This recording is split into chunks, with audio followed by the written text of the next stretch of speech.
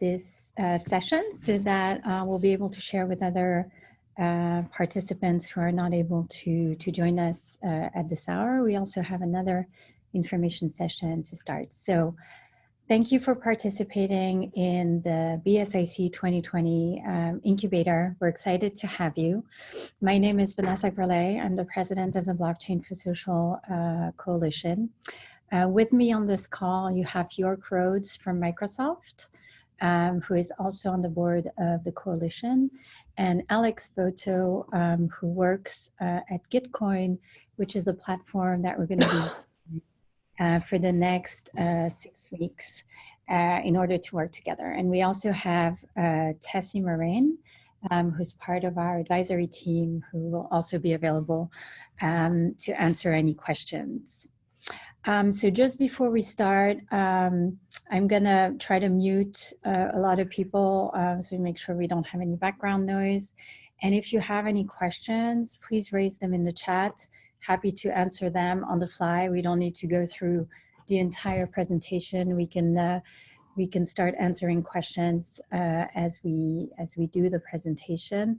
The purpose of today's call is really to give you an overview of how this specific incubator / hackathon is organized, which may be a little bit different for those who are familiar with the Gitcoin platform from how it functions. We really want people to work together for 6 weeks, form teams, and create prototypes and products given more time to be able to think about it, about the impact and the business models around these things. So if there's no further questions, I'm going to start and share my screen. Or York and Alex, do you have any comments before I start? No, let's jump right in. I think we're good. If any interface questions come up, I'll try to bring up the relevant websites to show people how things work. Super, and I'll be able to share it. So today we want to focus on the logistics of how the platform works, what prizes and challenges are available, the methodology behind our weekly checkpoints, and then the judging criteria and details around the winner announcement on Earth Day. So starting off with the registration and communications. So every participant, and if you're here, I think it's because we received your emails through the platform, everyone must register on the Gitcoin BSIC incubator page. I'll click on that. This is what it looks like. You're on the Gitcoin website and you start hacking. There's information about the prizes, the hackathon chats, and how you start building your solutions. Vanessa, if you have control, can you just mute everybody? Yeah. And well, I have to stop sharing. And then, so in order to be on the Gitcoin account, you need to have a GitHub account. And once we are all registered, every interaction between the teams will happen through the Gitcoin chat. So I'm here in the Gitcoin chat, and maybe Alex, you want to give some insight about how this works? Yeah, so you can get to this page through gitcoin.co/chat or on the top banner of the Gitcoin site. Basically, you'll see a whole host of other channels you can join, but the ones that you guys will be looking at are the DII-X channels. So any of the DII ones are for the event, and you can ask general questions in here. So things like, how do I make my submission? How do I start work? Where can I find XYZ resource? And then we also have created 2 channels for business related questions or kind of, project related questions in general, and tech questions. And the intention for that is, blockchain related questions or anything to do with your project. For general like tech support on Gitcoin, please ask those in DIA general, and we'll be monitoring that. The other thing to note is that currently this chat system Doesn't have email notifications, but those will be coming shortly throughout the hackathon. So hopefully those will be ready for you so that you never miss a message if you don't happen to log on that day. Yeah, so just in context, Gitcoin is very much like DevPost or Topcoder, other different types of sites, but there's a friend in the blockchain community, for those of you who don't know them. And we're actually working with them always when we work with them to provide product feedback and to continue to enhance their offering. So we're excited to be working with them and also excited to see the integrated chat experience as well. So you should always prioritize the Gitcoin chat, but in case you have any other question, the BSIC Coalition Gmail is also available. And feel free to ping us and the teams there. We'll also answer some questions. The incubator requires for participants to form teams, and you have the next week to, sort of find the idea, find the challenge that you want to work on, and create your team. So you can connect with hackathon participants in the Gitcoin chat, but once you formed your team, you need to submit the team formation form, which I upload here. And basically it allows us to know who's in the team, what challenge you're gonna be tackling, and we will create for you a special group in the Gitcoin chat for your team. And that special group allows you to exchange in the Gitcoin chat privately or publicly, depending on what you want to do, and allows your mentors also to have access and help you on the fly or help you if questions arise on a day-to-day basis. Just a word of advice: if you're like coming into the hackathon and curious about how to join someone else's team or whatever, just share in the DII general chat channel and Gitcoin chat what you're interested in working on, or what project you have in mind that you would like to work on, and that's the best way for other people to find you. Just free form in chat. All right. We've also set up some weekly office hours in advance, so that if you prefer to speak to someone, a mentor, or you have a specific question you want to address, you can join us during those working hours or office hours. You should have them in your calendar, but if you don't, you can add them to all your calendars just by clicking this link in the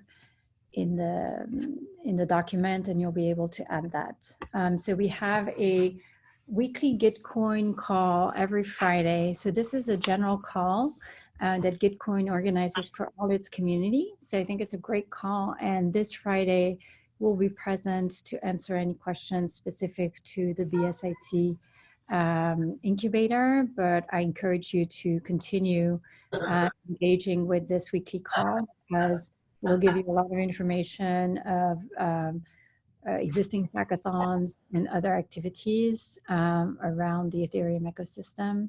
And I don't know, Alex, if you general information session on 12 p.m. So that Gitcoin live stream, we do this every week. It's called Chillin' and Shillin', and it's basically just an opportunity for us to highlight things that people are working on within the ecosystem, a place for Gitcoin to talk about things that are happening on our platform every single week. But yeah, the next one is this Friday. That will be totally centered around this particular hackathon. So it'll be a good opportunity to jump in live and ask questions. And I'm sorry, was there a question on voice as well?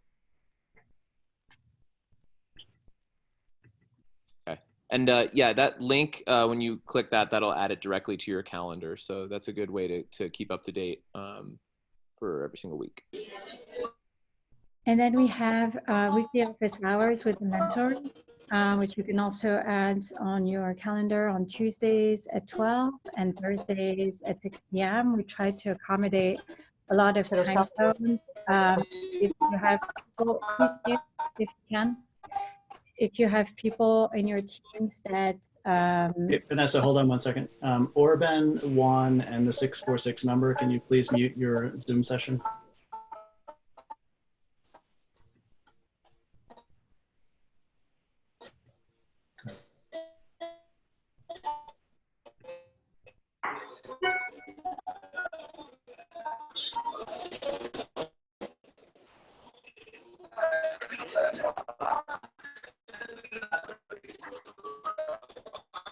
Orban, I think they asked you to close the session. Is it possible because it's making a strange noise that they're asking Orban, can you close the session? okay. So I muted everyone. Please look at the chat if you need to ask additional questions, or unmute yourself if you need to speak.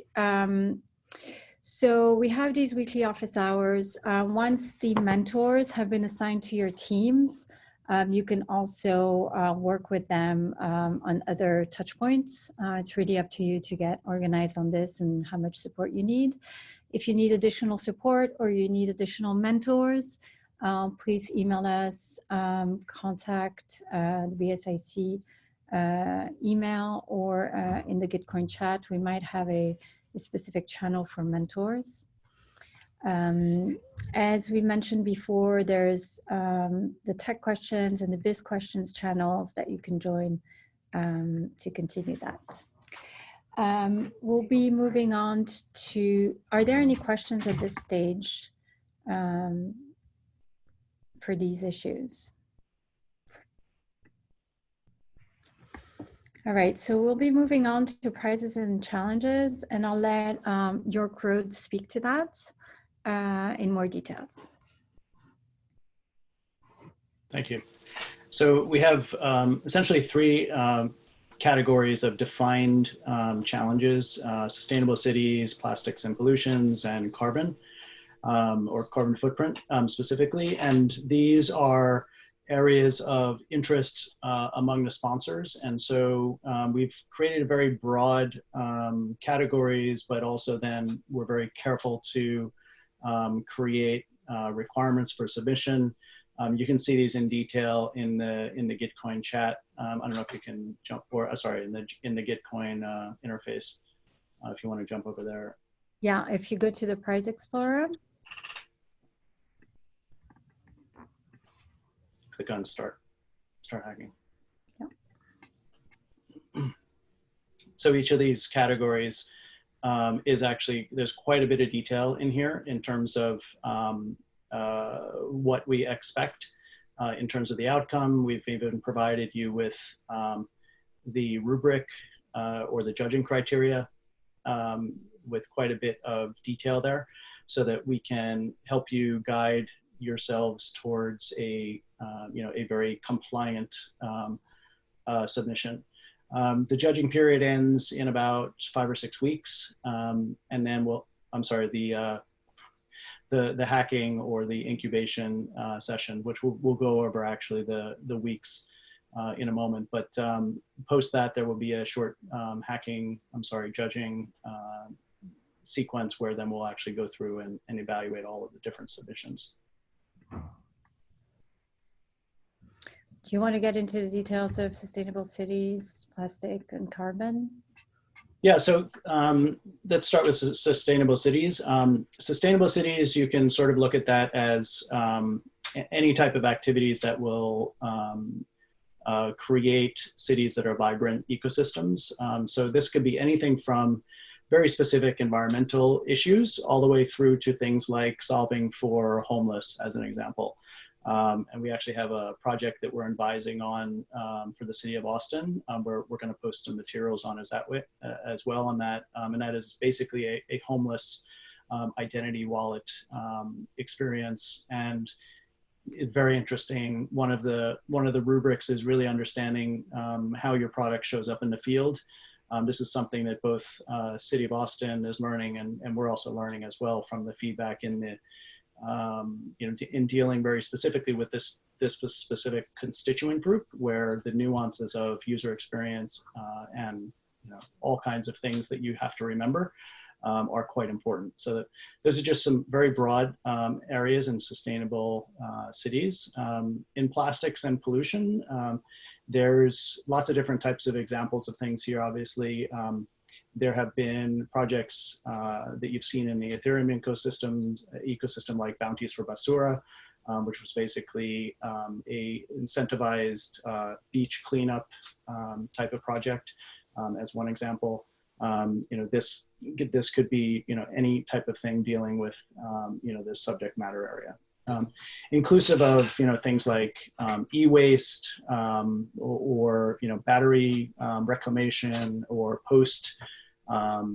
post-consumer use textile recovery as an example. So very broad here in terms of thinking about not contributing more pollution where there's other alternatives. In the carbon space, obviously, this is anything that you can do to reduce carbon footprint. And this is also quite broad. And as an example, if you look at the scope of carbon footprint, it is actually 3 different types of impacts that an organization and a person have on the environment. There's a lot of detailed writing on this and actually very good science behind this understanding now. And then, for example, I'll give you a couple of example types of projects that could be interesting. There are projects going on right now to deal with understanding the production of green energy at the source, and then being able to track that green energy usage in potentially a building, and also then being able to report that, right? And so how would you do that using this technology? There are many other examples out there as well around carbon credits, and we've seen some of those in the past as well with some of the projects that we've actually incubated, and Nori is an example of that, if anyone wants a reference to another project.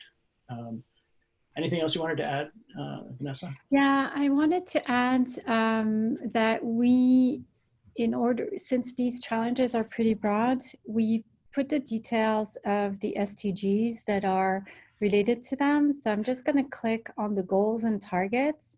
And I think that really helps, that can help people focus on specific solutions.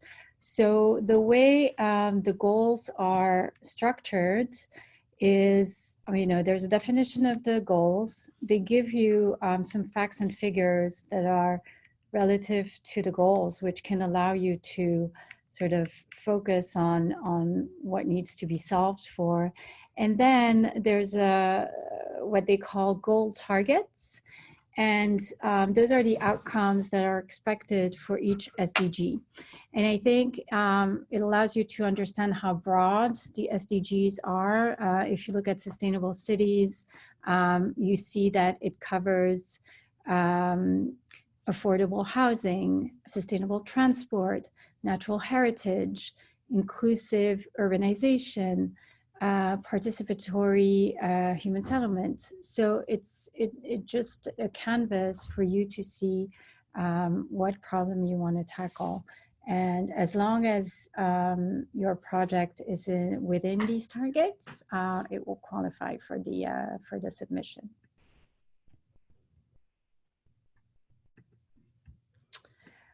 Any questions at this stage? All right, so moving on to the weekly checkpoints. What is very specific about this decentralized incubator is everyone is online, and we try to help the teams structure their work together, focusing first on the business model, the impact measurement, and defining their targets. So on week 1, really it's all about team formation, finding what challenges you want to tackle, defining the specific problem that you're addressing.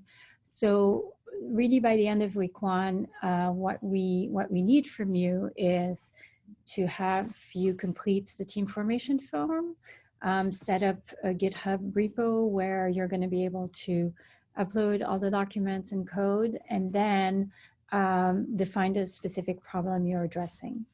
And for that, you'll be able to work with mentors, etc., that will check that, you know, each week the deliverables are there. On week 2, it's really about refining the story and understanding the user experience. Usually in the Blockchain for Social Impact Coalition challenges, there's a lot of dealing with the actual users of the service.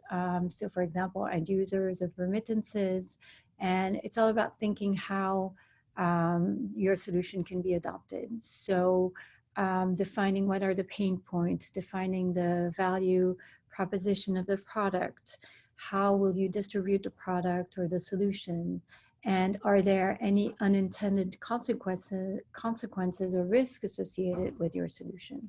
And it's also about understanding the impact. So the first 2 weeks, as we see it, is making sure that you have a specific problem you're going to solve, understanding the risk and impact of your solution, but also making sure that blockchain is the right technology to solve for this problem. And so the end of the week deliverable 2 is really the user story, the pain points, and the user persona. Like, who are your clients? What is the service that you're delivering? What solutions are you bringing? And then week 3 and 4 are all about really developing and building your product, prototyping the solutions, defining your minimal viable product, testing, and any related information that you're going to need to mock up these technical solutions. So by the end of week 4, what we hope that you're able to deliver is really a prototype, proof of concept, and a document that defines your MVP testing approach. Then on week 5, we will work with you, and the mentors will work with you to create your prep and pitch. So what is expected for the final upload and final submission is that you have a pitch deck, a video presenting the pitch deck, since we can't have a pitch in person. It's really important for us and the judges to assess how well the team has worked together, how articulate they are when they present their ideas, and really understanding the value proposition. So for the pitch deck, what we did is that we put in the slides or the themes of the slides that we want to see in the final deck. So sort of making the life easy for you. No need to change too much the sort of the flow, because this isn't the information that we will want to see in the decks. We don't recommend that you have a very long pitch deck. 11 to 12 slides max will be more than enough. And by the end of the week, you should have refined your draft pitch deck with your mentors and have something that you feel comfortable presenting and recording. And so finally, on week 6, you have the final submission on March 31st, which includes the video demo as we spoke, the pitch deck, and of course, the judges will have access to your code and in your Gitcoin, in your GitHub accounts. And all submissions are due by the end of day EST on March 31st.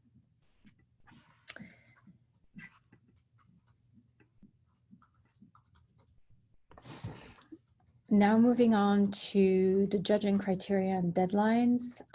York, do you want to take on that last slide just to explain how we're gonna do the scoring? Yeah, absolutely. Unless Tessie wants to do it. Are you interested, Tessie? Yeah, thank you. So basically, looking at the scoring rubrics, there are several areas that we're going to be measuring on, and they are described for the judges in quite detail so that they know how to look at it. I give you the top levels without going into the deep dive here. It's basically look at impact, opportunity, whether the team identified a group that is, you know, not just a group, but also more specific.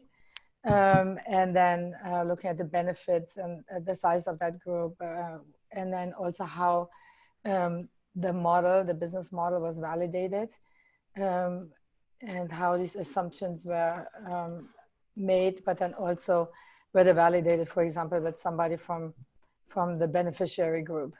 Also, of course, we look at technical architecture and product roadmap, and then other impact measurements, looking at the different metrics that have been used, and the entire process overall. Also into account will come whether the weeklies were, you know, delivered every week, and whether there was a demo, a video demo. Thank you. Thank you so much, Tessie. I think we really value teams. The purpose of this incubator is to create real projects that have the chance of succeeding and getting additional funding and additional support from the Blockchain for Social Impact Coalition. So we really believe that, you know, you may not have immediately the right solution, but if your team is able to work together and challenge itself, you'll be able really to succeed. After you submit your video pitch and GitHub repo, there's going to be a judging period. We're going to be working with the judges to make sure that each submission is reviewed by various judges, and that everyone comes together to determine the final prize winners. There will be 2 prize winners per challenge. There'll be a winner and then a runner-up with different allocation of funds, which we will confirm soon, but usually it's around 7,500 for the winner and at least 2,500 for the runner-up, and continued engagement with the teams. We are onboarding more sponsors, so it's possible that the prizes increase, but we can't promise that at this stage.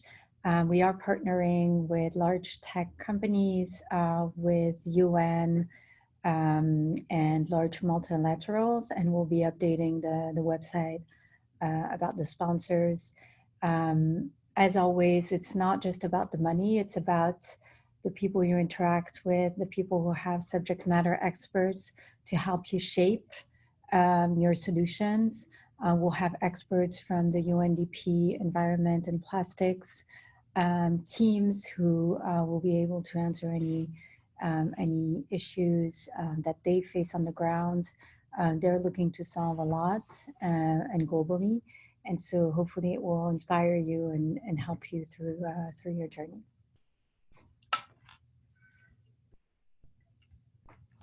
And just a piece of inspiration, one of the winners from the last incubator, the team Arcadia, is still building, and they keep pinging me with their successes in different places. So it is totally possible, and yeah, keep that in mind.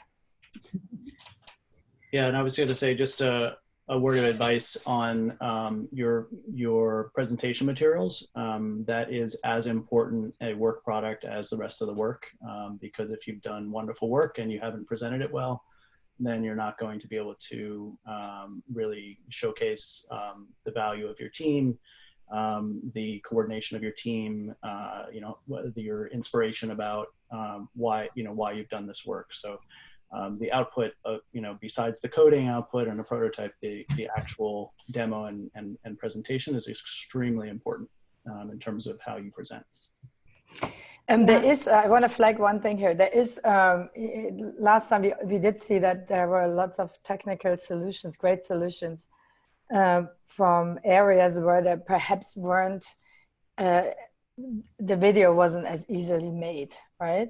So we have to take into account if you have an issue with like presentation material because it's just not available in your area, then ping us and then we give you tips of how we can help you. But nobody should be behind because of that, but we can't always be aware of those issues. Yeah, and in the last week, we'll probably do some sessions with the mentors on dry runs. So if you want, before you record your last presentation, if you want to do it with a mentor and other participants, we can work on that together and have some sessions where you have time to do it once or twice, and we can improve the presentation. All right, I'll stop sharing my screens because I don't see the chat. Are there any questions before we wrap up? All right, so from Christian Orion, I'm not a technical coding guy. Do I have to set up a team around physically my area, or can I invite? So everything, thanks Christian. So everything happens online. So people can still sign up if you know people that you want to bring into your team. We've seen very successful, totally distributed and remote teams work very well together. So there's no need to, be in the same country or the same time zone to be able to work constructively. Does that answer your question? Okay. Any other question at this stage?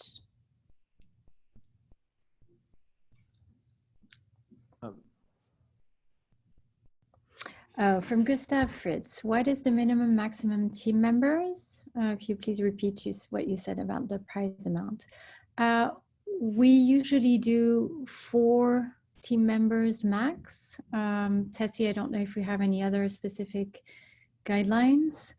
No guidelines, but I mean, it's just like in terms of manageability, right? I mean, even like, yes, the time zone there's nothing, I mean, that says you should not be in any time zone, but those things in the end make a difference. So try to consider that. And yeah, I mean, 4 is probably a good number, 4 to 6, definitely not above that. Yeah, and around the prize amount is that the first prize of each challenge earns 7,500, and then the second runner-up earns 2,500.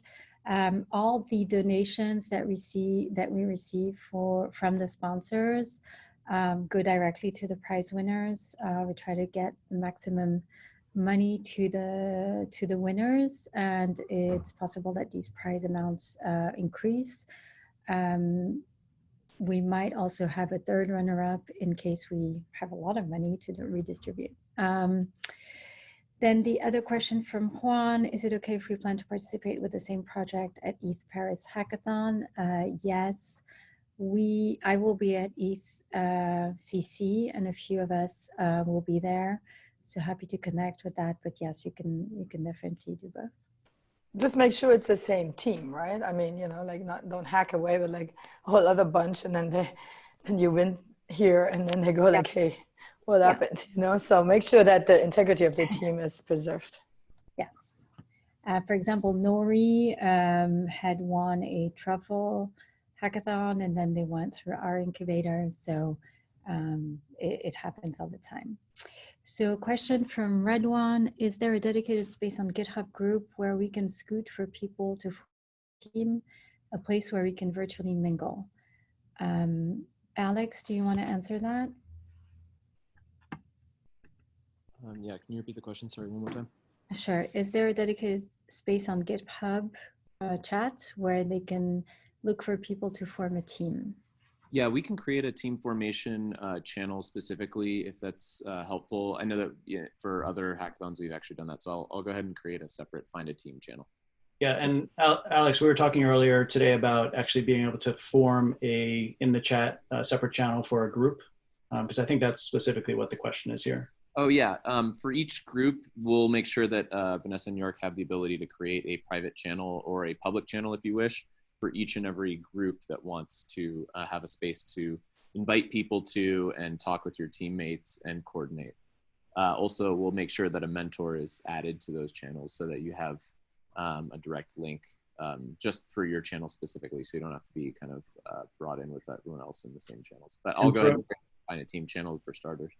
Yeah, and if the question was specifically related to a code repository, you should submit whatever the team code repository is in the team form. The next question is from Nestor. The solution proposal should be thought as a global or a regional solution because due to ethnics, culture, and other differences, it would be an extra challenge to propose a global perspective of the solution instead of a regional one. So totally agree with you.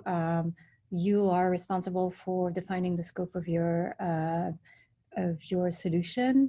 And if it answers a very specific regional problem or even local problem for one city, that's perfectly acceptable.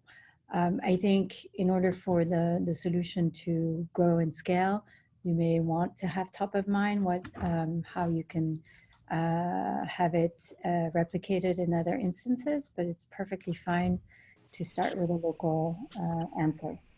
And I think if you look at the user persona sort of metric that we put in there, this will help you sort of hone in on who actually is the user, where do they live, what is their situation.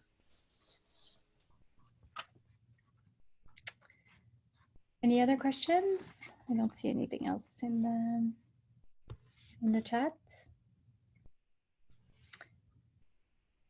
All right, our project. All right, so another question from Juan. Our project doesn't deal with any of the 3 proposed prizes, but with other SDGs, poverty, homelessness, immigration, and inequality. Would that be a valid topic? So I think as York mentioned, there are some projects around homelessness, and that would fall under the Sustainable City challenge. So you could definitely use that as the topic that you can validate. Yeah, and I think also some of the diversity concerns that are raised in the rubric also would go to inequality. So I think you're fine with those categories.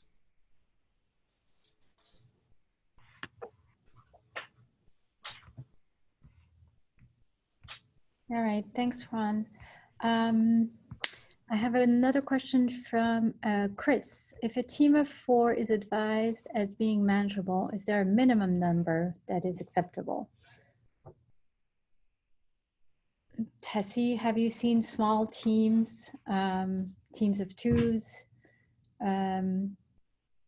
We have seen teams that got smaller over time, right? So, so that is perhaps a nice buffer zone to not like, start too small, and then there is some attrition, it just happens. So if you have 6 and you end up with 4, that's a good thing. Yeah, I think that's a valid point. In my grad class where we do projects like this every semester, 4 is a pretty good number. It gets hard when you go lower than that, and it gets hard when you go too high.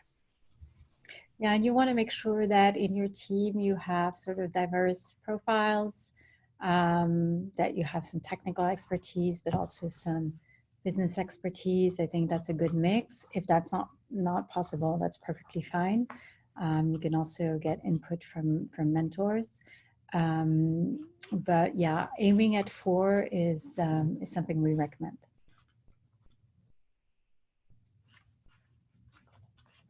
So then we have a question, to be clear, do projects have to relate to one of these 3 challenges, however loosely? The answer is yes. you are aiming for a prize that solves one of these 3 challenges. And if you look at the details in the deck, if you click on the scope of the challenges, you will see that they're very broad. So that allows you to do a lot of things.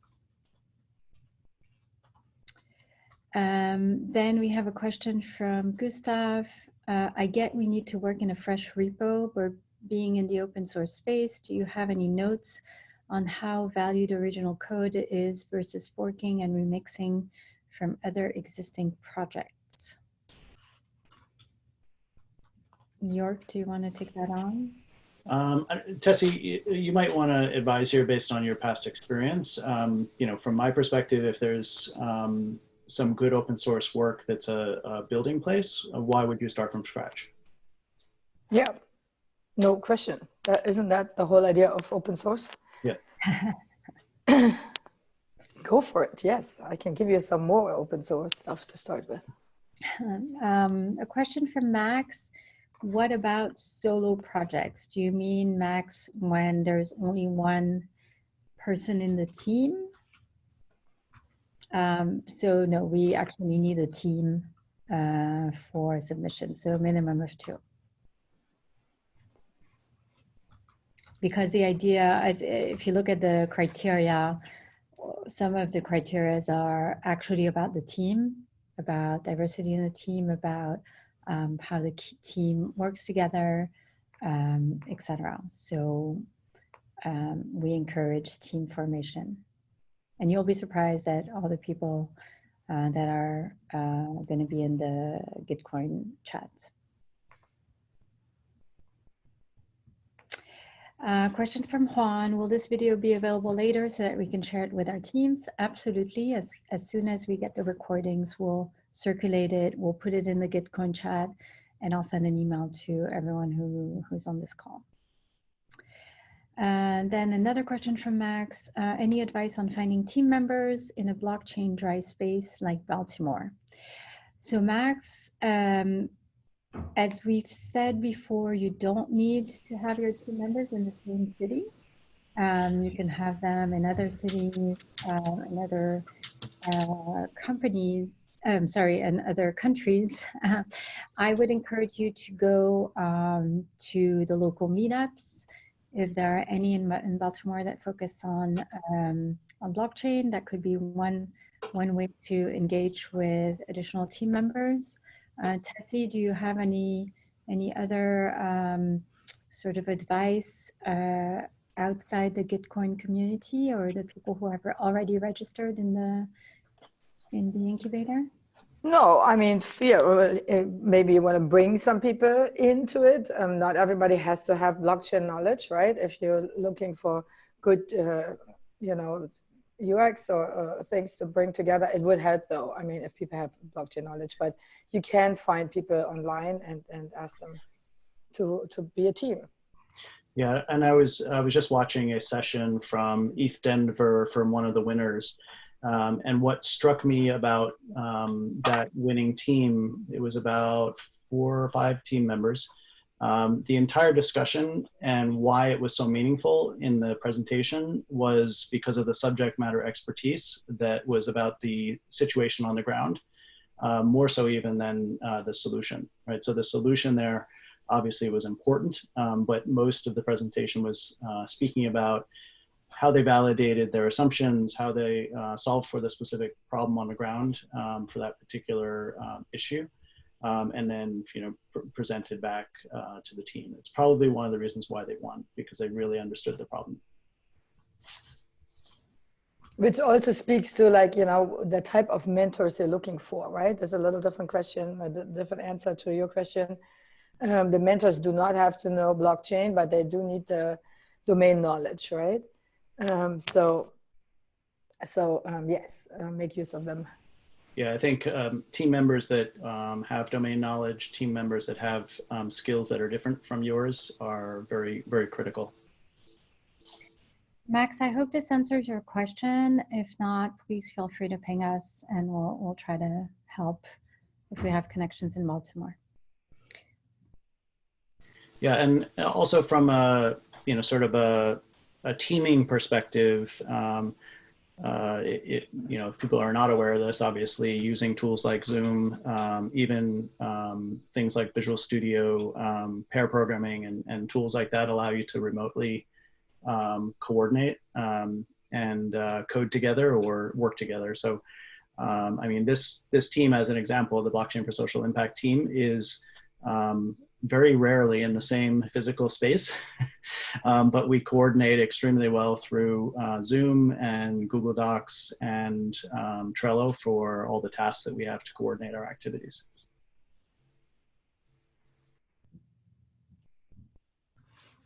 All right. Not to give any plugs for all non-Microsoft products, but that's okay. And then from Ashton, you can follow us on Facebook, LinkedIn, Twitter, Instagram to find additional inspiration. We post about our activities, but we also post about other projects that are in the space that are leading the social impact and blockchain space. So we hope to be featuring you as the winners and participants of this incubator. Yeah, so just one, I guess we should also talk very briefly about our conference that we usually host in June. We have obviously been focusing on launching the incubator, but we also focus on a June conference for Blockchain for Social Impact. It's typically either done in Washington, DC or in New York City. And the winners would obviously be highlighted at that event as well. Yeah, and if you want to see recordings of the past conferences with a lot of amazing projects, to give you an idea of what's, how active the social impact activity is, you can go on our website and just see those recordings. There's some really, really inspiring people there. All right, if there is no other question at this stage, we're gonna give everyone 10 minutes back of their time. And we're looking forward to interacting with you in the next 6 weeks. Feel free to contact us via Gitcoin, via email, if you have any other questions. And we're looking forward to you submitting your teams next week. Thank you very much. Thanks, everyone.